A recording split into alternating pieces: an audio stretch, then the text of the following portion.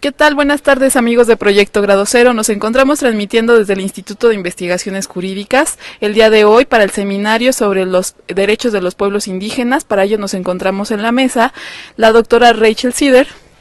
Muy buenos días, Erika. Muy buenos días, Guadalupe. Laura Erika González. Y Guadalupe Vieira. Bueno, pues muchas gracias, doctora, por cedernos esta entrevista.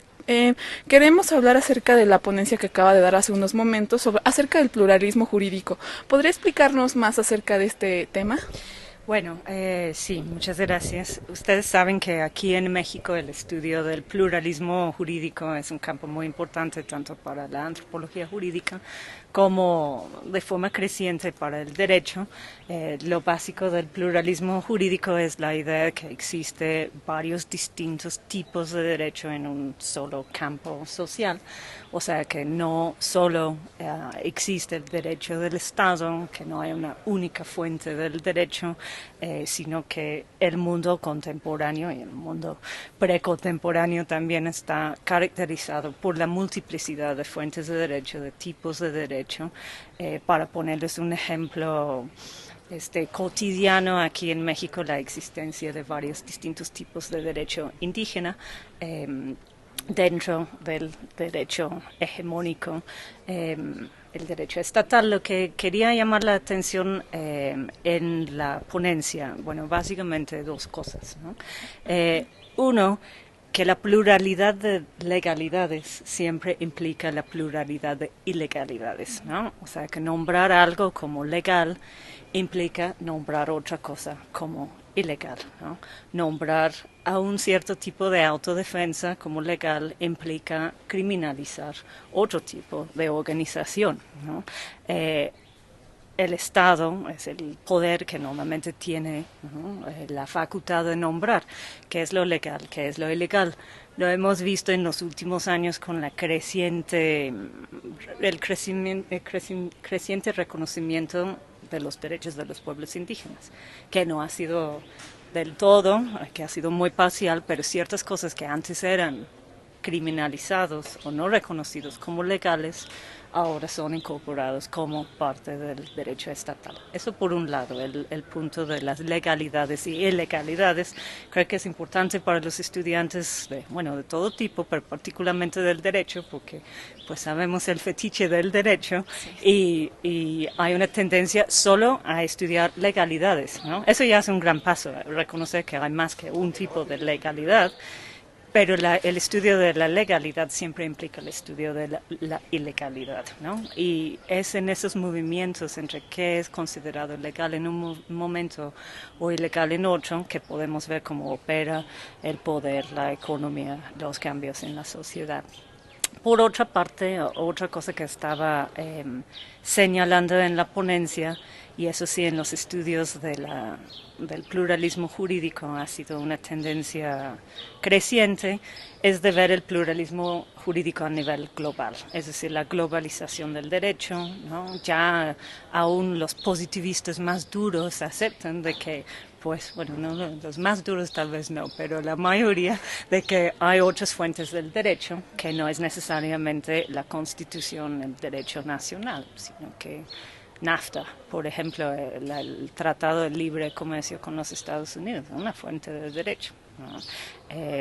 La OMC es una fuente de derecho, ¿no?, que cada vez más reglamenta la vida política y social en los países. Entonces, ese pluralismo jurídico transnacional globalizado es un elemento que hay que analizar cuando hablamos de pluralismo jurídico y no solo volver fetiche el pluralismo jurídico como la relación entre derecho indígena y derecho estatal.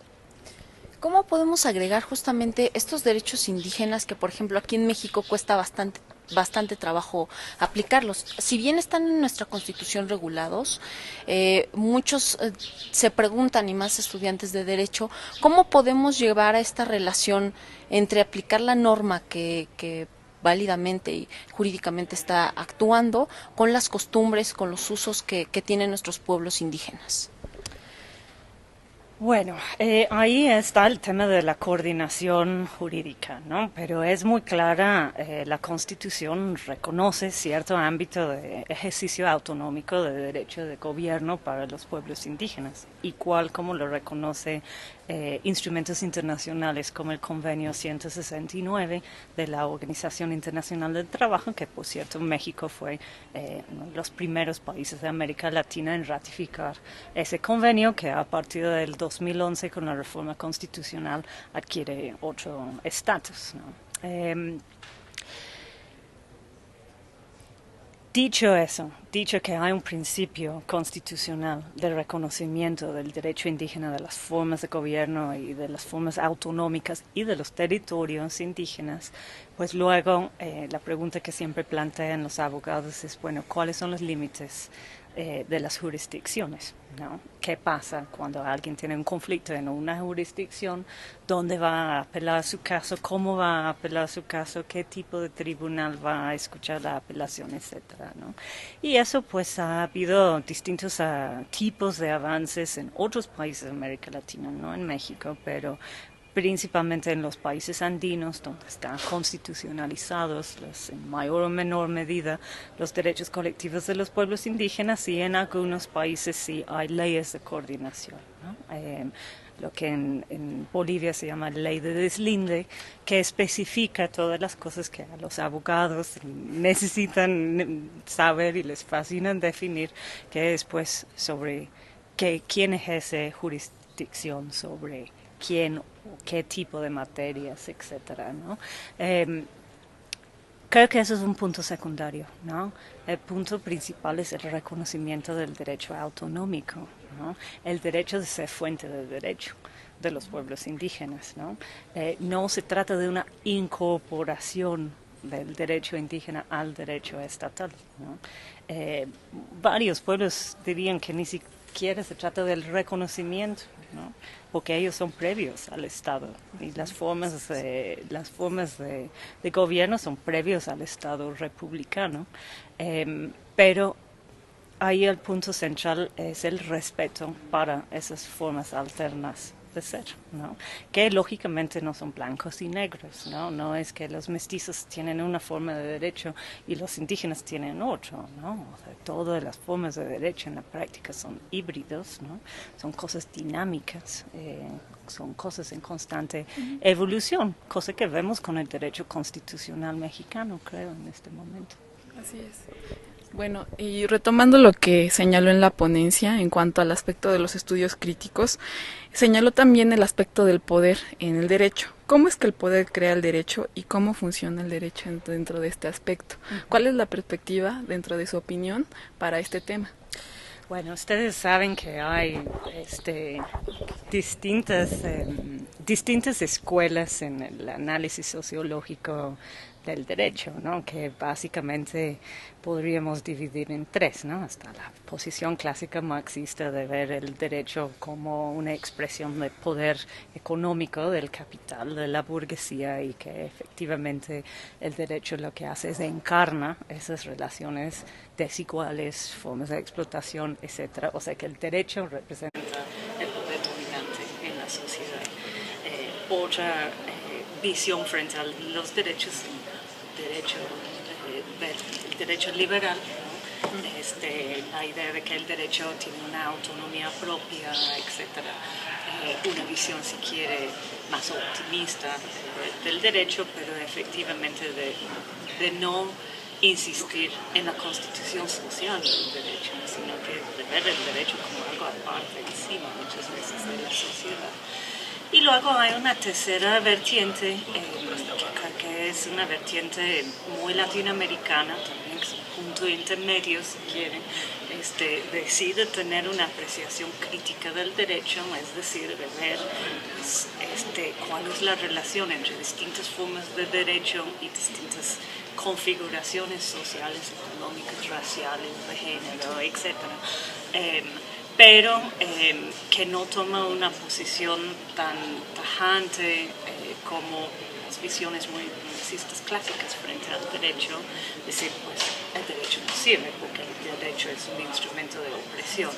Y bueno, en eso vemos todas las líneas del neoconstitucionalismo latinoamericano, lo que mi colega Mauricio García Villegas acaba de nombrar, el constitucionalismo aspiracional, es decir, los derechos humanos también, porque los derechos humanos que son derechos positivos, son derecho aspiracional, son una construcción social, son algo invocado por muchos distintos personas y grupos y pueblos en muchas partes del mundo que no necesariamente corresponde a lo que en una escuela de derecho se estudia. Como los derechos humanos, pero tiene fuerza política, fuerza social, ¿no? Entonces, volviendo a tu pregunta, es imposible estudiar el derecho sin estudiar el poder, pero no es aconsejable reducir una lectura del derecho solamente a una lectura del poder, porque pues es más complejo que eso. Así es. Bueno, pues también podría decirnos acerca de cómo es que el derecho ha fundado parte de también vulnerar los derechos humanos o vulnerar las garantías de los pueblos. En este aspecto nos hablaba de despojar, ¿no? De despojar ya sea la cultura, de despojar la lengua, de despojar ya sea los bienes naturales como el agua o los recursos. En este sentido, ¿cómo es que el Estado neoliberal ha influido en este aspecto? Bueno, lo que hemos visto en los últimos 20, 30 años es efectivamente una revolución del derecho a nivel mundial, de la noción de propiedad. Como decía en la ponencia, mediante las instituciones de la gobernanza global como la OMC, la Organización Mundial de Comercio, el Banco Mundial, el Fondo Monetario Internacional en sus distintos momentos se ha impuesto una noción de propiedad, ¿no? De dominio exclusivo, que se ha ido extendiendo a nuevos campos, ¿no? Cosas que nunca pensábamos que podían ser mercancía, que yo podía tener como propiedad: el aire, ¿no? El agua, el genoma humano, ¿no? La propiedad, la idea de la propiedad intelectual es una revolución en la noción de propiedad y derecho, muy disputado, por cierto, pero sí efectivamente y simplificando, el derecho ha servido para volver mercancía cada vez más cosas, ¿no? Y facilitar cada vez más el intercambio transnacional, ¿no?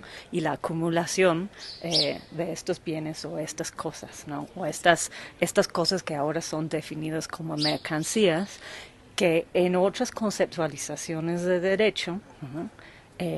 No son de dominio exclusivo, ¿no?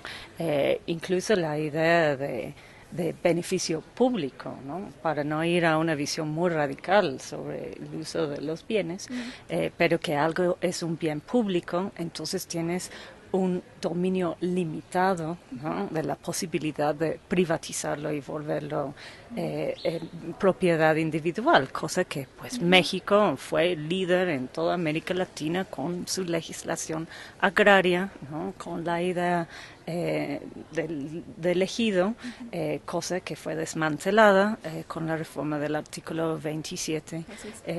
Es creo que ejemplo más claro de esta transnacionalización de una idea privatizada, individualizada de propiedad como dominio pleno. No hay más.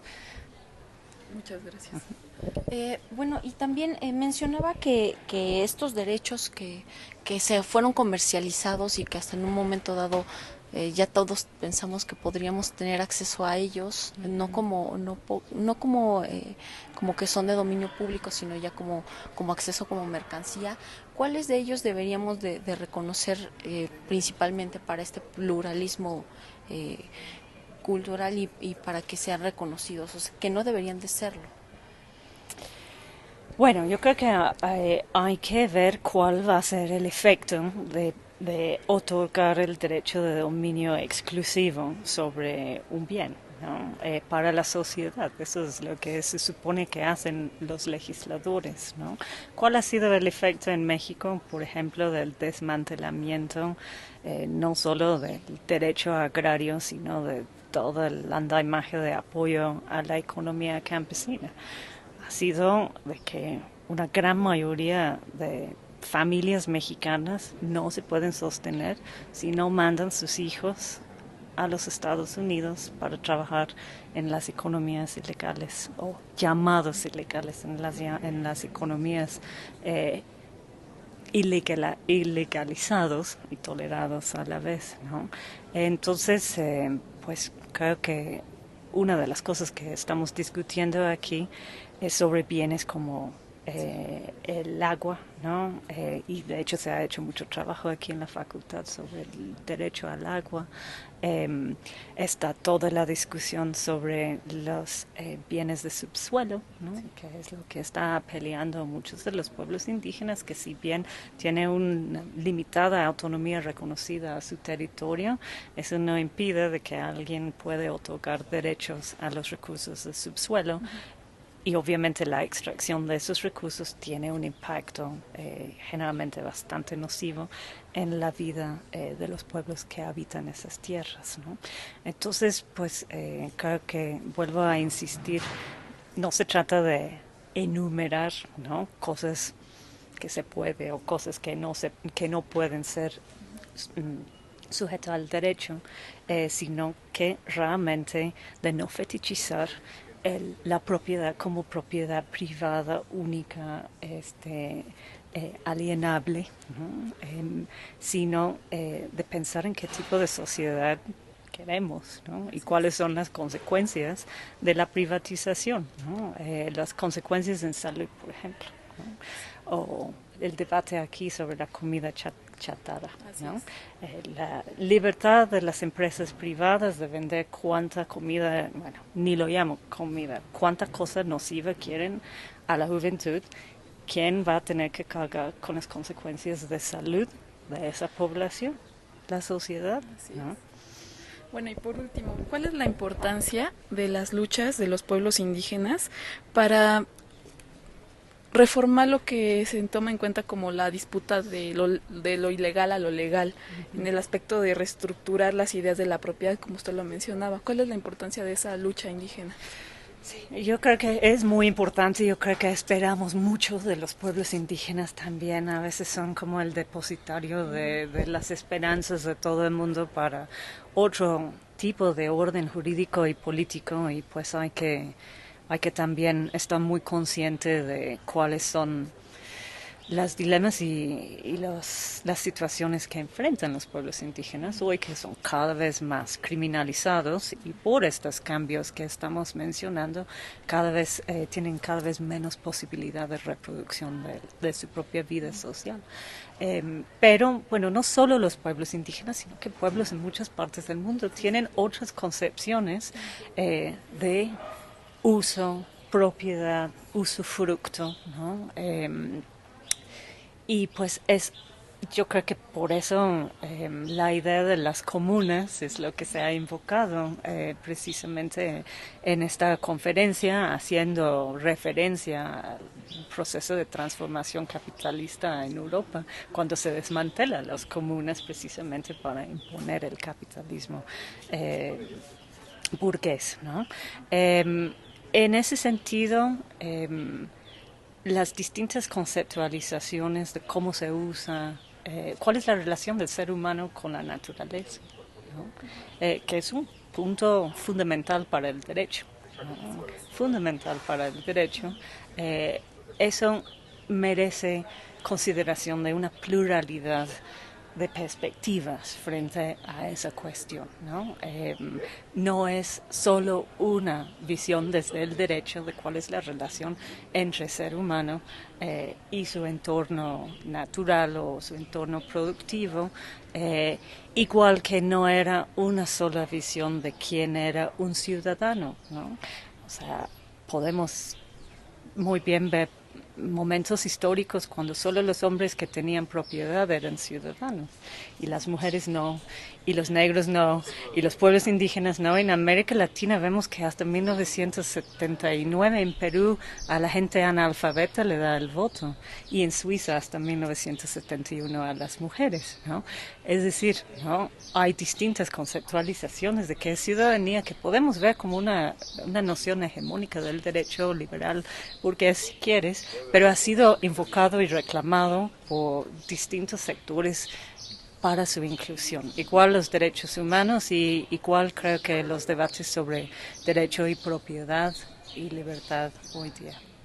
Bueno, pues así terminamos esta entrevista. Muchas gracias, doctora Rachel Sider, por su tiempo para la realización de la misma. Agradecemos al Instituto de Investigaciones Jurídicas también y a la doctora Milay Burgos para la realización de esta entrevista. Muchas gracias. Les recordamos, síganos visitando en Proyecto Grado Cero. Hasta luego. Hasta luego. Hasta luego. Muchas gracias.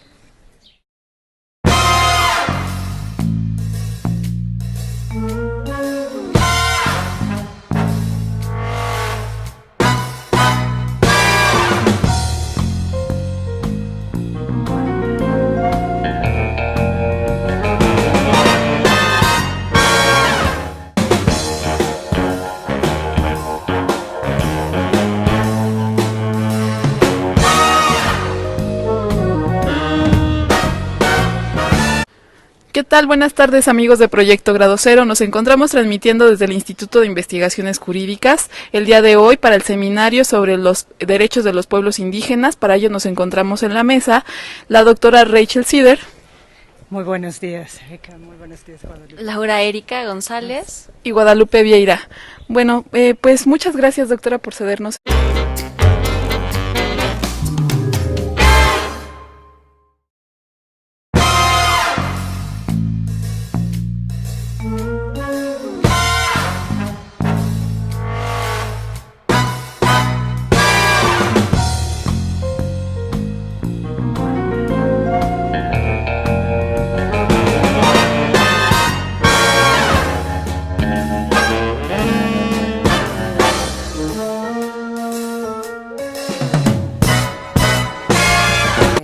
En la ponencia, bueno, básicamente dos cosas, ¿no?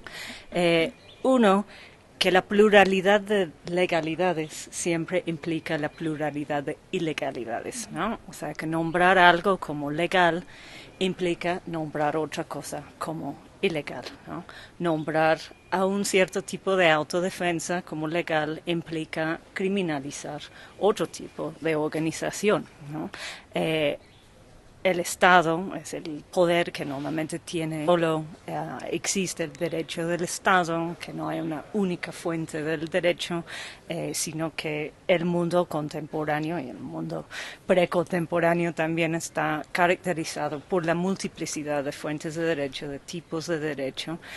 Para ponerles un ejemplo cotidiano, aquí en México la existencia de varios distintos tipos de derecho indígena, dentro del derecho hegemónico, el derecho estatal. Lo que quería llamar la atención esta entrevista, queremos hablar acerca de la ponencia que acaba de dar hace unos momentos acerca del pluralismo jurídico. ¿Podría explicarnos más acerca de este tema? Bueno, sí, muchas gracias. Ustedes saben que aquí en México el estudio del pluralismo jurídico es un campo muy importante tanto para la antropología jurídica como de forma creciente para el derecho. Lo básico del pluralismo jurídico es la idea de que existe varios distintos tipos de derecho en un solo campo social, o sea que no